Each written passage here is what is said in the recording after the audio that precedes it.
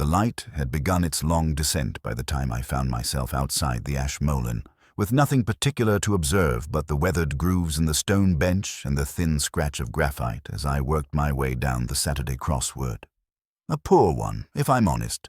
Trite surfaces and clumsy misdirection, though I paused at one clue that seemed to hesitate alongside me. Exit, unseen, 4. A faint riddle with a cold aftertaste. Somewhere nearby, a choir rehearsed something baroque and plaintive. Or perhaps it was only the wind threading the college spires. The city had begun to dress itself in twilight, soft and brown and barely moving, like an old suit worn only for funerals. Across the road, the master's house at Magdalene flared briefly into sound. The laughter of tenure, the clink of borrowed glassware, the muffled arrogance of men and women too learned to know they'd grown tired of each other. It was the Michaelmas fete. That much I recalled. An annual rite of modest indulgence, marking the point in the term when scholars began to sense, dimly, the turning of something. Channing had been there, of course. Bernard Channing, all tweed and vowels and half-closed lids, the sort of man who made cruelty feel like Latin conjugation. Still, he knew his Euripides. I had not been invited, nor expected. I had long since taught myself the art of arriving late to things I needn't attend. But Oxford is an organism of memory, not momentum, the way it records your presence even in absence. I think I preferred being among its shadows. The stone beneath me was warm with the last of the day. A porter passed with an apologetic cough, tuning fork in one hand, the smell of polish and chapel dust in his wake. I nodded. He didn't nod back. Somewhere, a piano faltered, 2 notes slightly at war, the minor third askew. That small error, which most ears would forgive, stayed with me, as if someone were practicing remembrance badly. I closed the paper, unsolved. It was Lewis who rang me the next morning, his voice already leaning toward apology. He always starts that way, as though breaking silence is a sin. Channing had been found dead, he said. The library at Magdalene. Alone. After the fete. I remember the rustle of my sleeve as I poured a measure of whiskey into yesterday's glass. The word heart failure came dressed as mercy, but sounded like something unpracticed in truth. I asked the time of death. Between 10 and midnight, he said. I asked who found him. The cleaning woman. I asked if he had seemed ill. Lewis hesitated. No one said so. But then he added awkwardly that the porter on duty claimed to have seen Channing leave the party. Coat on, heading toward the gate. That was at 9:10. I said nothing. He never left the house, Lewis added, lower. No one saw him on the lane. No taxi booked. No sign out in the log, and all doors locked from within. I told him I'd meet him at the quad after chapel, but I already knew I'd arrive early. The sun never properly rose that Sunday. Oxford remained sealed in its soft coffin of mist and muted bells. I walked to Magdalen by way of Merton Lane, past the window where the Latin mistress had once corrected me on a line of Ovid. The house looked smaller now. Grief makes everything soundless. In the quad, they'd already cordoned off the library steps. A forgettable constable stood guard, rehearsing the role of importance with every swallowed cough. I watched the ivy climb its way back into place. There was something. What was it? Ah, yes. The porter. The same man from the night before. He stood by the chapel gate, arms folded too tightly, his mouth knotted into silence. I asked if he was certain he'd seen Channing leave. He nodded, not toward me, but toward memory. Dark coat, glass in hand. Slippers instead of shoes. Said he needed air, and yet the CCTV at the main gate showed nothing. And the porter hadn't unlocked the side entrance since 6:30. There was no other way out. So I stood there, in the quiet between bells, imagining Channing not leaving at all, Not moving even, just folding slowly into the silence of those oak shelves, that brittle air of forgotten bindings and ancient, watchful dust. A man who left the party, but not the house. I looked again at the paper in my coat pocket. The crossword clue waited, still unanswered. Exit unseen, 4. It would stay that way. For now. The first real rain of term had come in thin, inconsistent gestures, like a pianist warming up without conviction. It slicked the flagstones as Lewis and I made our way into Magdalene's inner sanctum, all muted cloisters and the faint scent of antique syllables. I remember thinking the drizzle suited the place. Not enough to cleanse, only enough to blur. Inside, the college had already begun rehearsing its defense. The porter's nod was marginally deeper, the don's fractionally more present. But it was presence without intimacy, the kind of brittle civility honed over years of committee meetings and deferred scandal. I recognized the tone. It was the sound of clever people performing ignorance with precision. We were met by a doctor. Spencer, senior tutor, pallid, apologetic, the sort of man whose voice always seemed to be borrowing itself from someone more confident. He led us through the common room with the soft-footed guilt of someone guiding tourists past a family argument. He used phrases like terribly shocking and tragic business, and I suppose no one ever truly knows the heart. Lewis took notes. I did not. We were offered tea. We declined. Dr. Evangeline Cross arrived just as I had begun losing patience. She didn't so much enter the room as edit it. Long coat, ironed lines, eyes that moved as though still reading. A woman composed entirely of well-tempered resistance. She removed one glove, but not both. Channing was tired, she said, her voice dry as pressed paper, overworked, distracted. He excused himself early, around 9:30, perhaps 10, muttered something about the damp affecting his joints. She smiled without smiling. He wasn't a man who lingered where joy was expected. She glanced toward the window as if that might suffice for grief. I asked if anyone had noted his departure. She allowed that she had seen him walk out of the music room. Alone. She remembered because the young cellist, a recent alumnus, had just finished a Bach suite, and Bernard had muttered something sardonic about music for people with nothing left to confess. His name?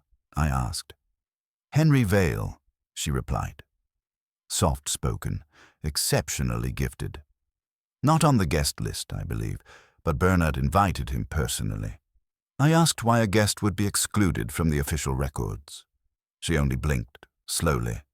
Perhaps he arrived late. Perhaps he didn't wear the right tie. She reached for a biscuit she had no intention of eating. Magdalene has always favored selective memory. The wine cellar was a few degrees colder than it needed to be, the kind of chill that only rooms of authority seem to retain. Dust on the labels, but not much. The ledger on the shelf told a different story. 38 bottles of red drawn for a gathering of 20 names. 1 white, 1 port. A single entry marked simply Special Reserve. Channing. Lewis said it seemed like a lot. I said it depended who was drinking, but I made a note anyway. It was the library that gave me pause. There's a particular smell in old libraries, a blend of paper mold, floor wax, and disused thought, the sort of silence that develops its own acoustics. It was there, near the back door, where the air shifted. A faint drag on the floorboards. Not fresh, not old either.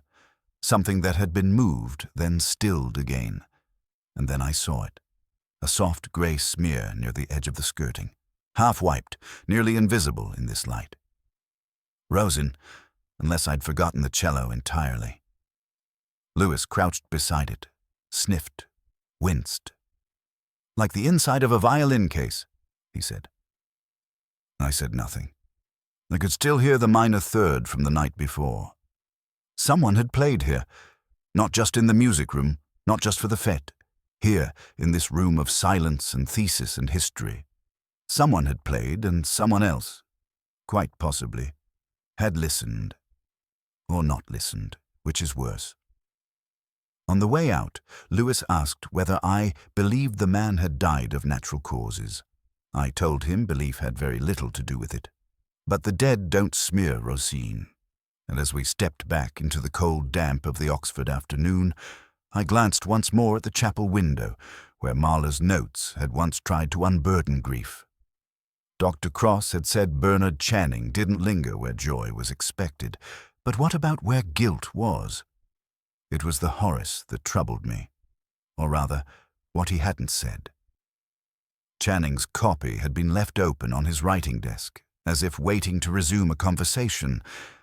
I've always distrusted open books in the rooms of the dead, too deliberate, too easily misunderstood.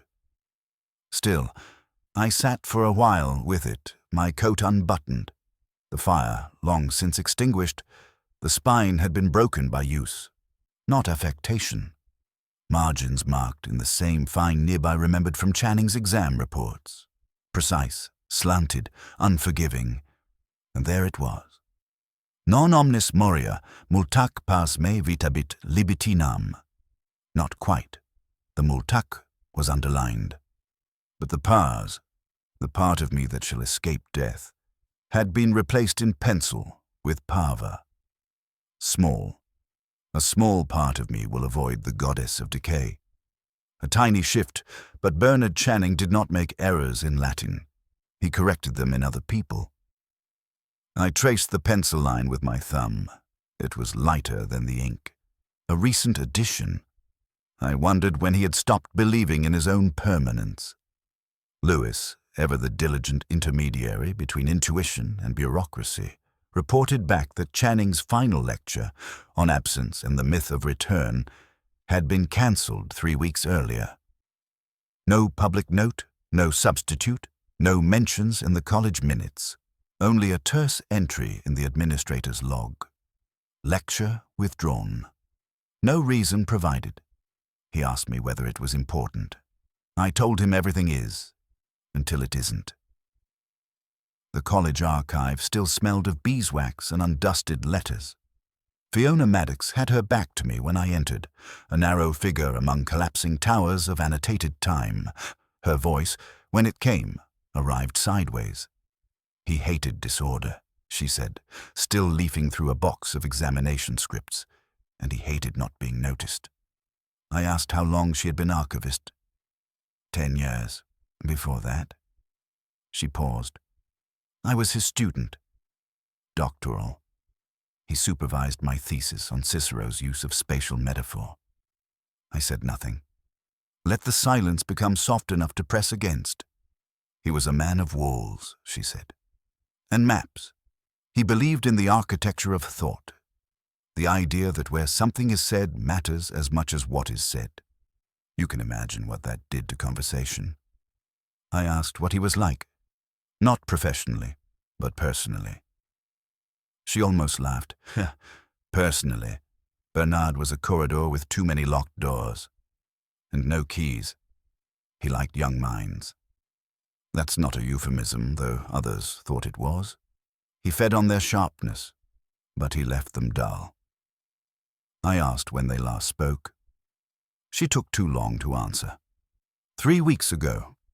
He brought down some papers, notes from an abandoned commentary on Lucretius.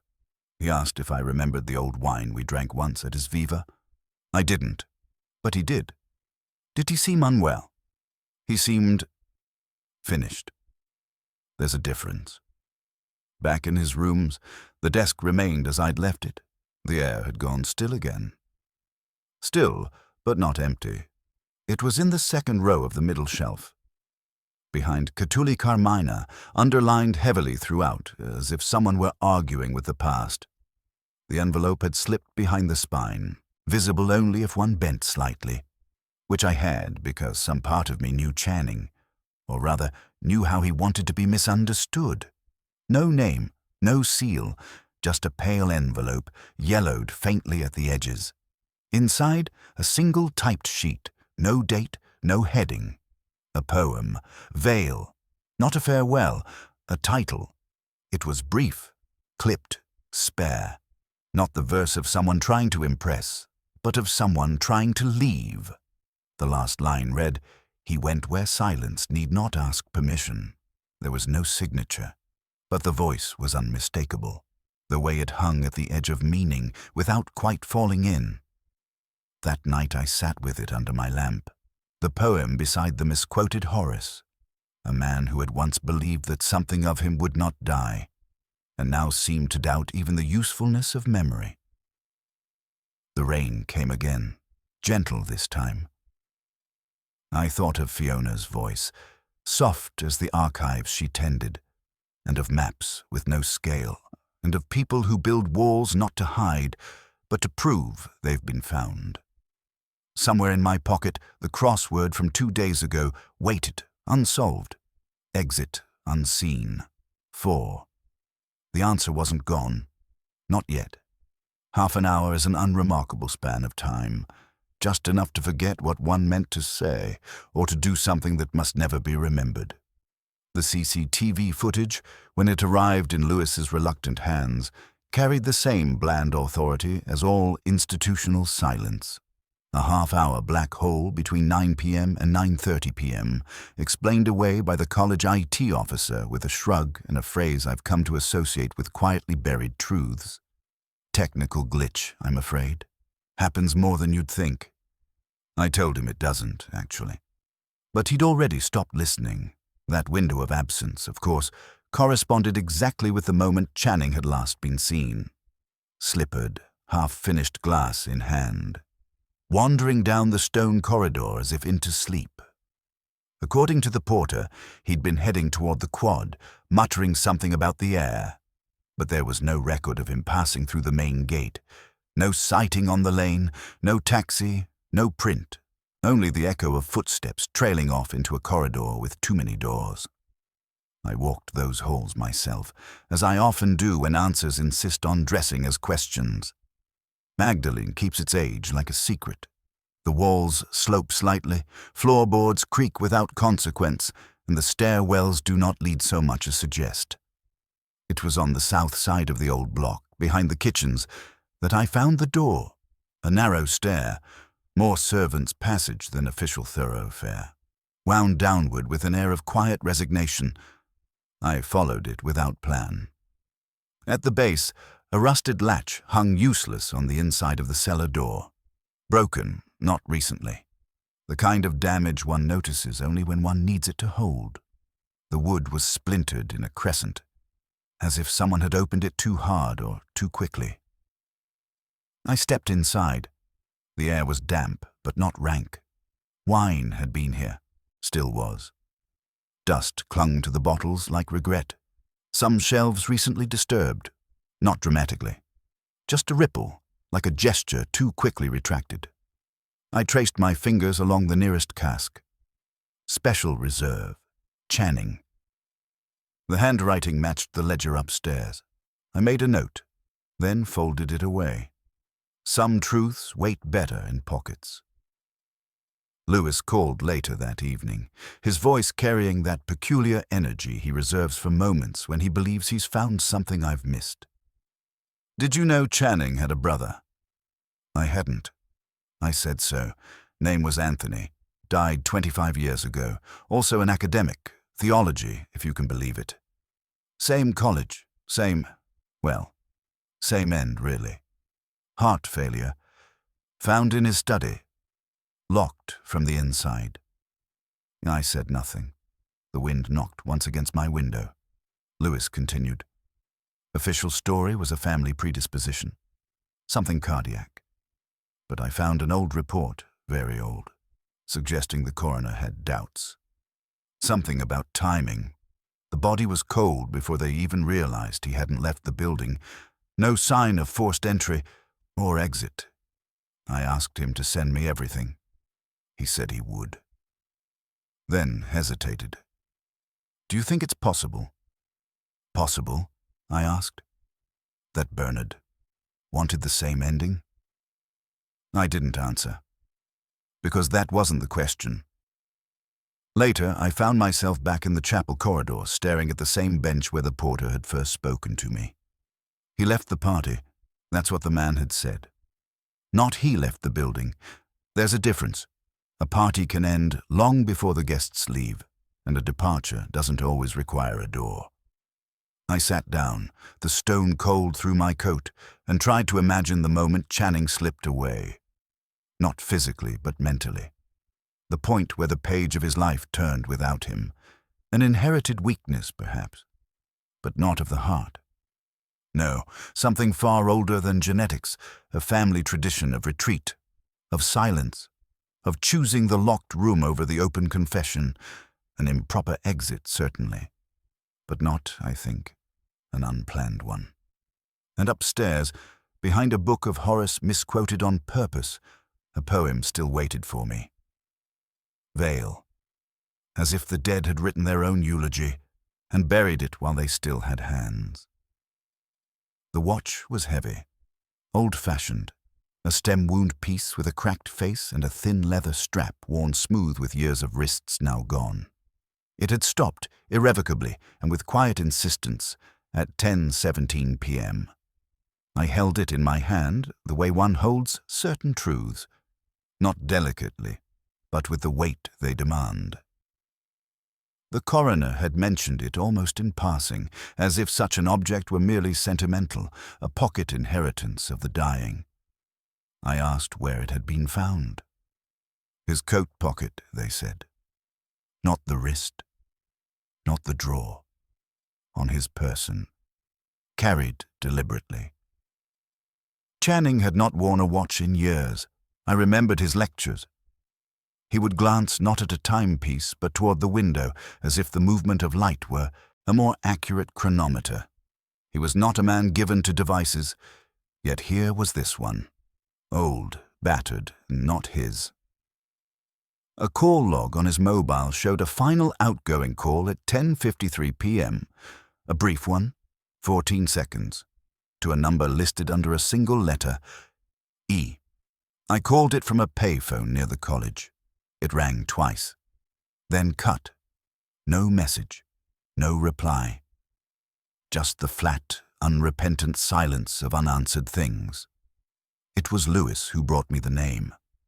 The watch, he said, had been identified by Channing's solicitor. It had once belonged to his brother, Anthony, the theologian who had died locked inside a study 2 decades prior, also of heart failure, also alone, also in Oxford. Lewis looked at me carefully, as though watching me listen, and Channing carried it on the night he died. Apparently. I've checked the date of Anthony's death. October 12th, exactly 25 years ago, to the day. I let the detail rest between us.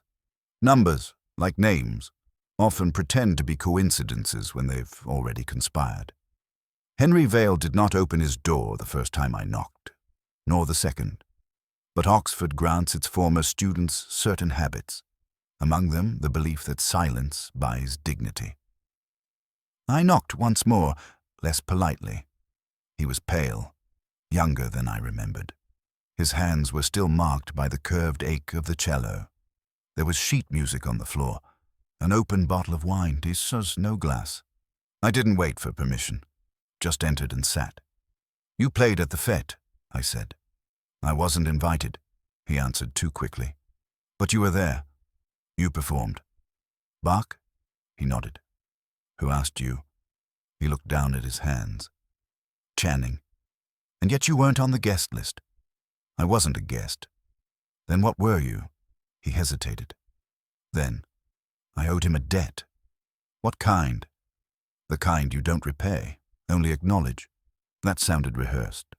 I asked him whether he saw Channing leave. No, he said, but I heard him go. You're sure? Number, but I like the idea. Evangeline Cross received me without warmth but with claret.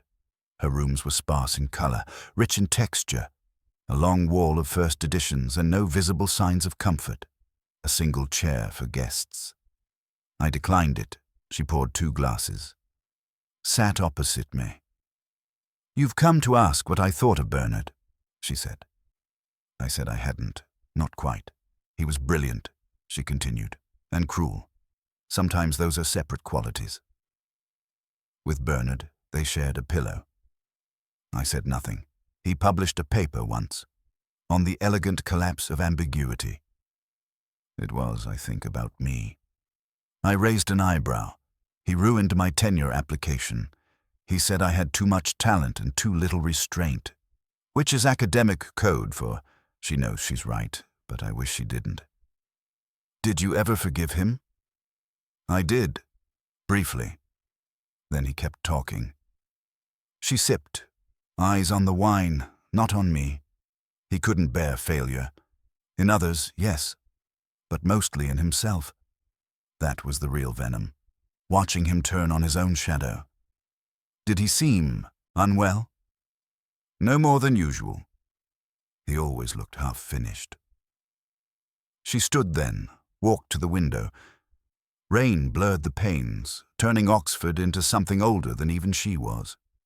He told me once that he envied those who could walk out of a room without needing to be followed. I didn't understand what he meant. Now I do. I asked her what she thought happened that night.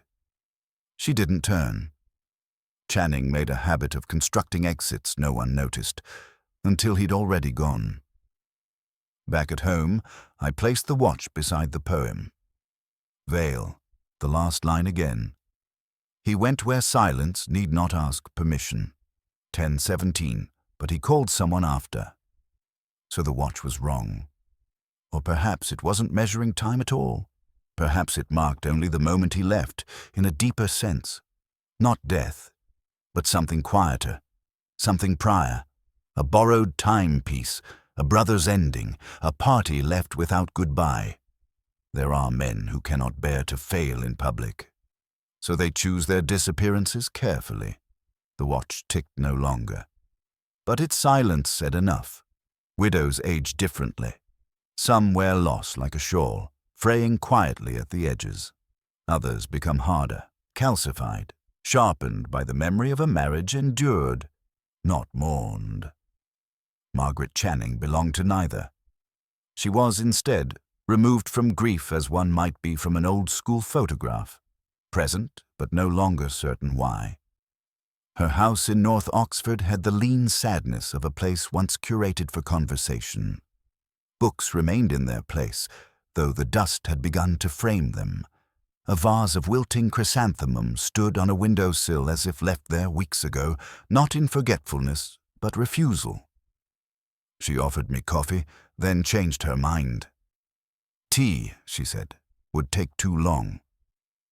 We sat in a drawing-room furnished with worn tact. She looked at me with a kind of bone-dry curiosity. So, she began, you're the one looking into Bernard. I said I was. She smiled faintly. He'd have hated that. I asked when they had last spoken. 2 months ago. No, 3. It was brief. Polite. Like 2 diplomats over a ruined treaty. And before that. She looked away, toward a shelf lined with books she hadn't read. We separated 15 years ago. Quietly. No scandal. Just a closing door that neither of us reopened. Bernard was a man of interior places. He needed silence the way others need witness. I asked if he had seemed unwell. He always seemed unwell. It was part of his performance. She rose then, walked to the writing desk and opened the top drawer. From it, she drew a cream envelope, handled at the edges, as if often reconsidered but never reread. He sent this a week before he died. No return address, just Bernard's typeface, his kind of apology, poetic, evasive, 3 words too clever for everyone meant. She passed it to me. The letter was brief. It spoke of mistakes, of echoes that couldn't be silenced. One phrase stood out. I've begun to descend again. Eurydice is still in the cellar. Margaret watched me read it. I thought it was a metaphor, something about the past.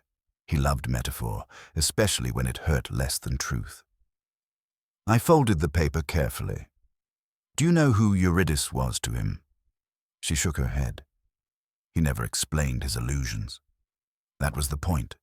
If you understood, you were worthy. If not, you weren't meant to. I looked around the room. The frayed curtain hem, the faint ticking of a grandfather clock that might have once belonged to someone who listened. And yet you kept the letter, because even men of silence sometimes write things worth hearing.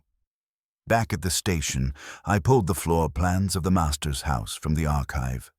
The lines were fine, archival, almost reverent. Oxford draws its buildings the way it draws its conclusions, with precision that leaves out just enough. The wine cellar had been marked as disused since 1981, but a faint corridor ran beside it, terminating unusually, not at a wall, but at a notation.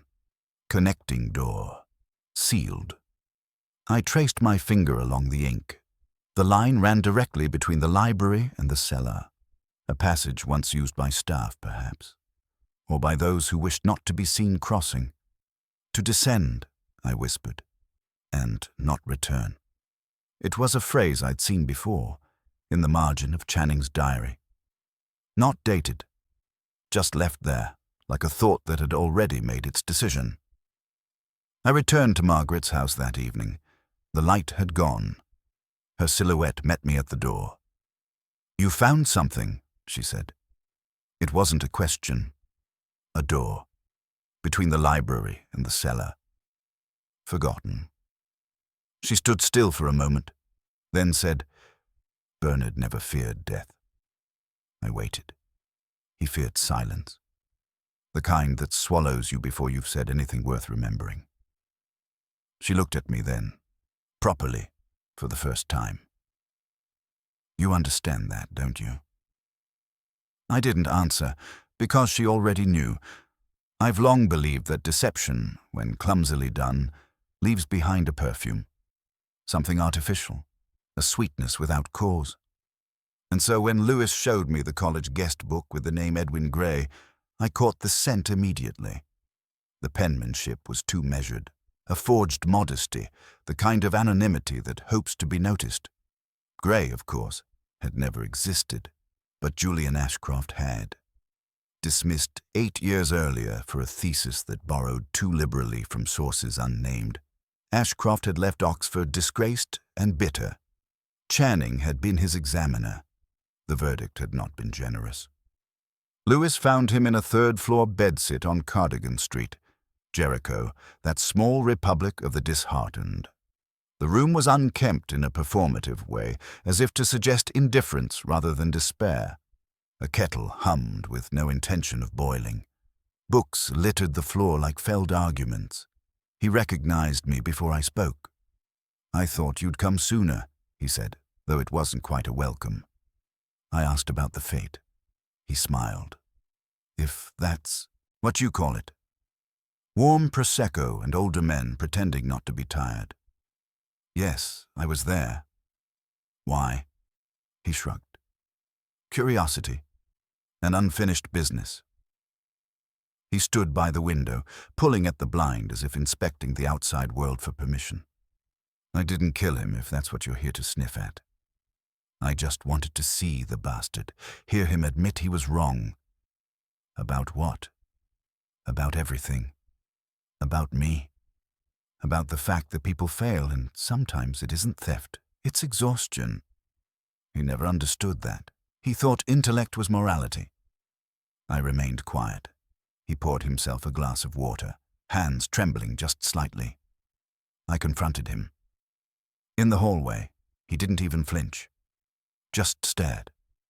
Then, this was the strange part, he quoted Horace, but backwards, as if reading from memory and forgetting which way memory flows. "Do you remember the line?" Ashcroft shook his head. "Just that it was wrong." That's how I knew something wasn't right. Bernard Channing didn't misquote, not even in hatred.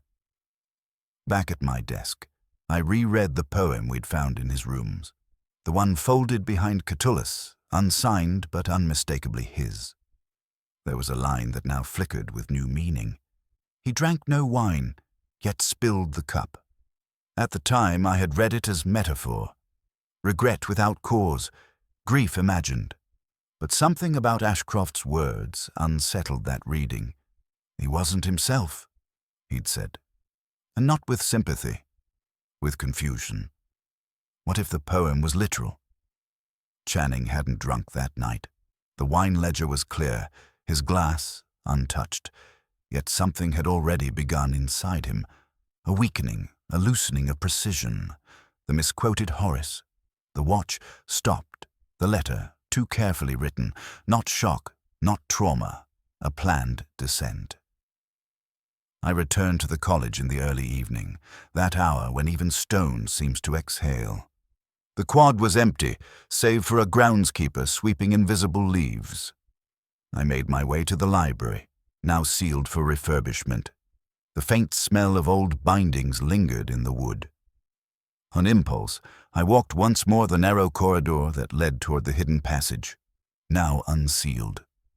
At its mouth, the smell deepened, dust, cork, and something sweetly chemical. I stood there for a long time, listening, the kind of silence that had weight. In my rooms that night, I worked through Channing's last lectures. One, cancelled 3 weeks before his death, had been titled The Poetry of Departure, Classical Echoes in the Afterlife of the Mind. A peculiar choice for a man who had not yet resigned. I rang Lewis. I want toxicology, I said, quietly. Not from the coroner, from someone else. And have them retest the blood, look for anticholinergics maybe, something bitter, something slow. He didn't ask why, because he already knew I'd begun to suspect a kind of death not caused, but chosen. Not a suicide, no, too grand a word. But something close to a letting go, planned not in grief, but in grammar. Channing had left clues, but like all men of intellect, he had made the truth too elegant to arrest. And I had begun to wonder, if you rehearse your own ending long enough, does it still surprise you when the curtain falls? The chapel had always unnerved me. Too much wood, too many hymns clinging to the rafters. That evening, it was Henry Vale I heard first, not seen, his cello murmuring somewhere near the altar. Bach, the third suite, I think, though played more slowly than usual, as if the bow itself was unsure whether to press forward or weep. I stood in the threshold, the light from the stained glass window flattening across the stone like a discarded bookmark. The music trembled on a minor interval, unresolved. Then silence. He didn't acknowledge me. Didn't need to. The unfinished note hovered between us, and I carried it with me as I walked back across the quad. I returned to the wine cellar. Alone, this time. The air was cooler than before, touched with mildew and something acrid, like the smell of a match after it has been struck and then blown out. I had gone looking for absence. What I found was insistence. The second copy of Horace sat unassumingly among the ledgers. An older print, foxed and fraying at the spine. But it was the ink that stopped me. Not Channing's usual graphite, but red.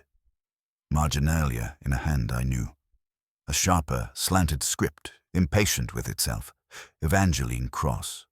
She had written not just notes, but rebuttals, arguments, whole sentences rewritten in the margins, as though editing not Horace, but Channing himself. Oblivion is not peace, Bernard. It's only misremembered pride. In the back cover, more ink, and something heavier. The paper torn slightly. I tugged the false lining loose and found a small drawer, recessed in the paneling.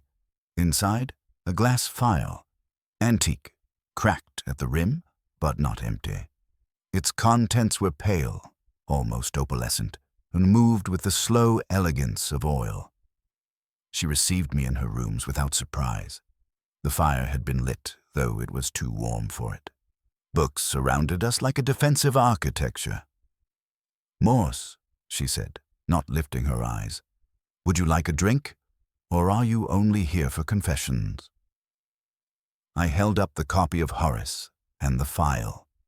She looked at them both as one might look at a memory too frequently dreamt. "He found it amusing," she said finally, "to tempt people with ruin. Mine came earlier than most. You know about the thesis?" I nodded. He called it ambitious, but careless. That was enough. The board withdrew my grant, the post evaporated, and Bernard kept his wine stipend and his footnotes, but he didn't win. Not really. He knew I would never forget.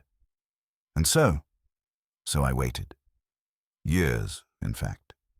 Until waiting became indistinguishable from forgetting. And then came the fate. He saw me across the room and smiled.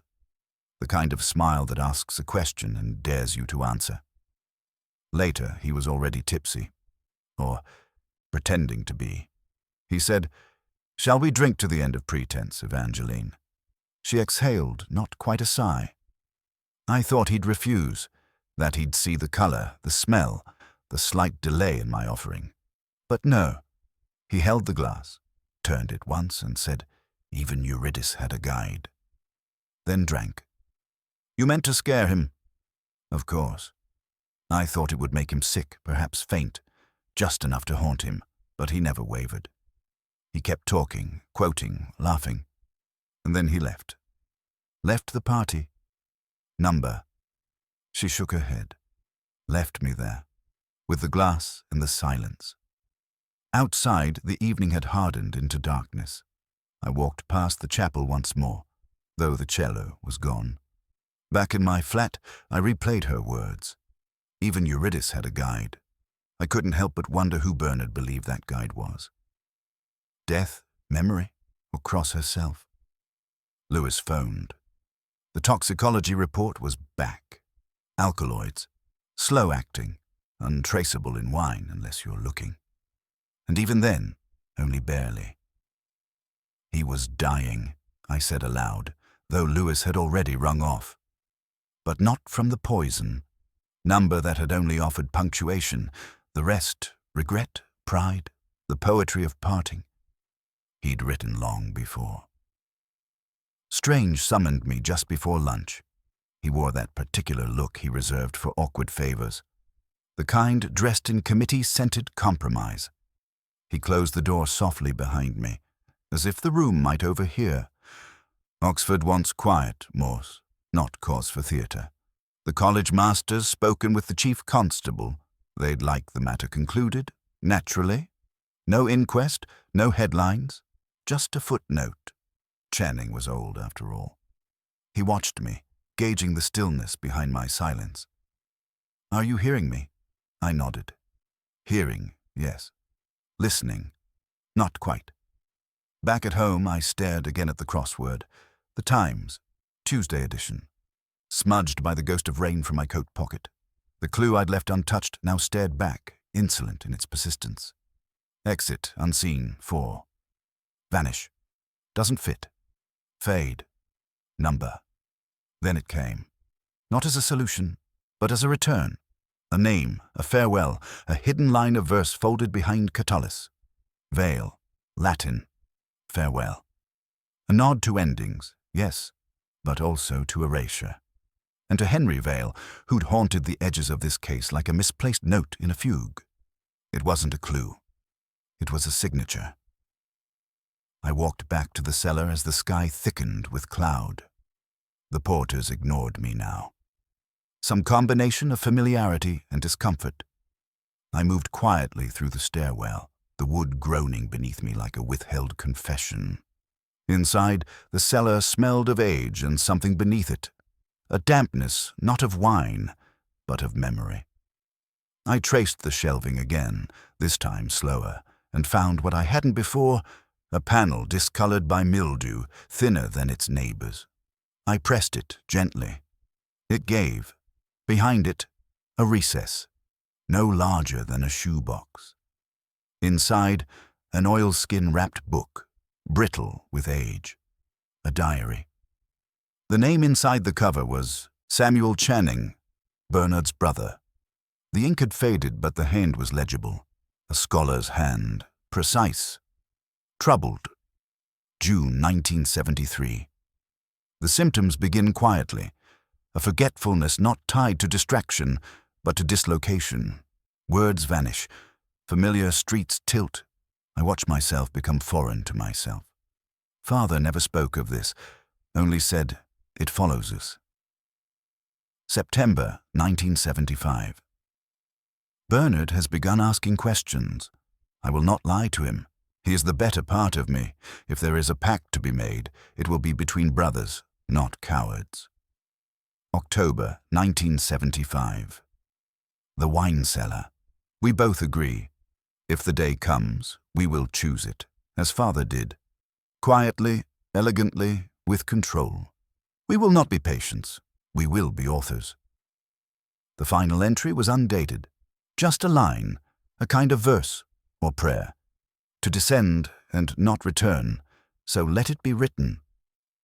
Bernard hadn't died in panic or fear or rage.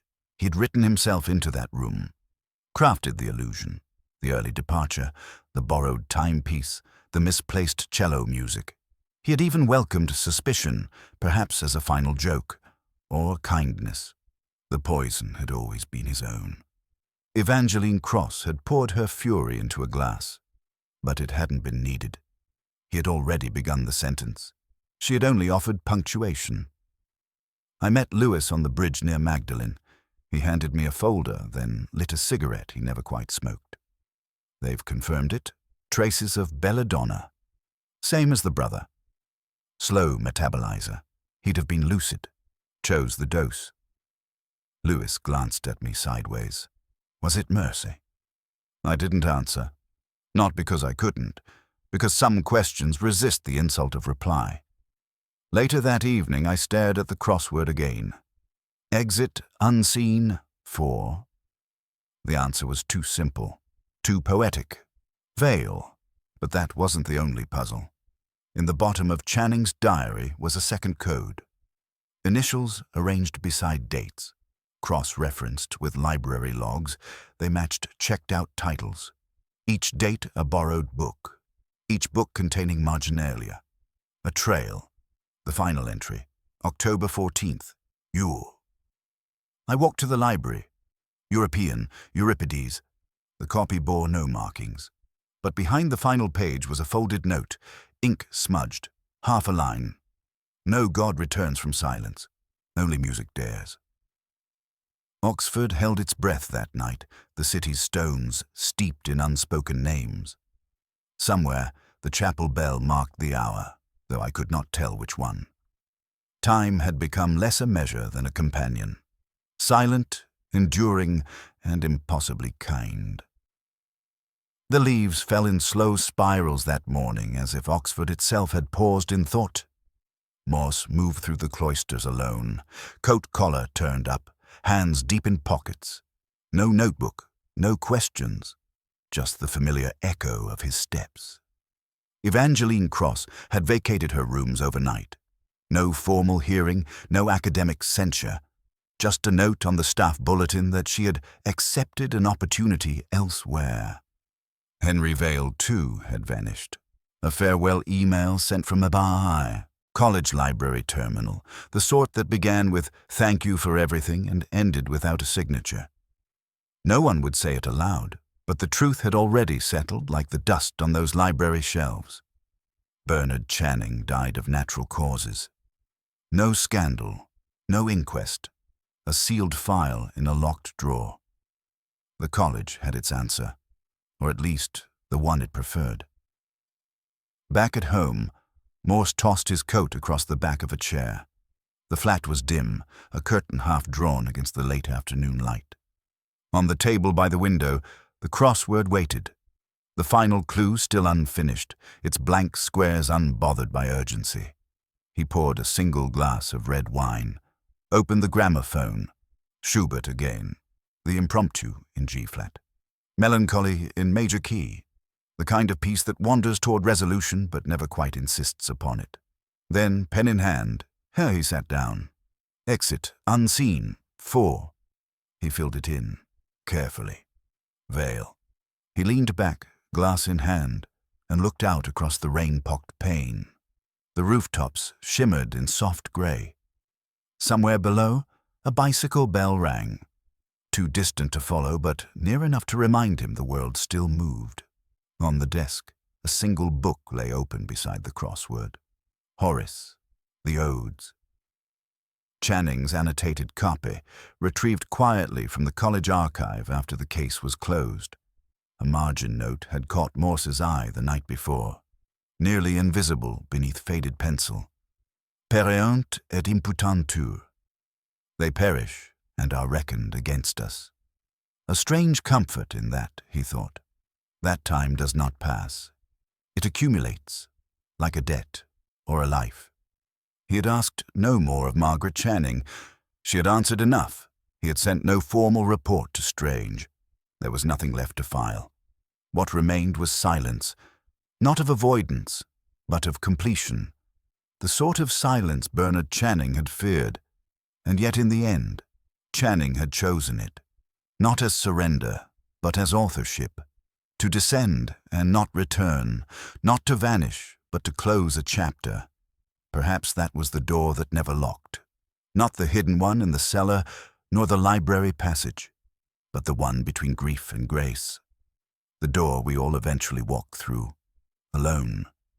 The music wound toward its end, the final cadence lingering longer than expected, like a breath caught between questions. Morse refilled his glass, but didn't drink. Instead, he let the quiet settle in, a gentle, deliberate hush, broken only by the soft sigh of rain against the glass. The crossword lay complete beside him. The poem, forgotten by most, whispered one last line from memory. He drank no wine, yet spilled the cup. And outside, as the city folded into dusk, Oxford exhaled, slow, patient, and, for now, at peace. The end.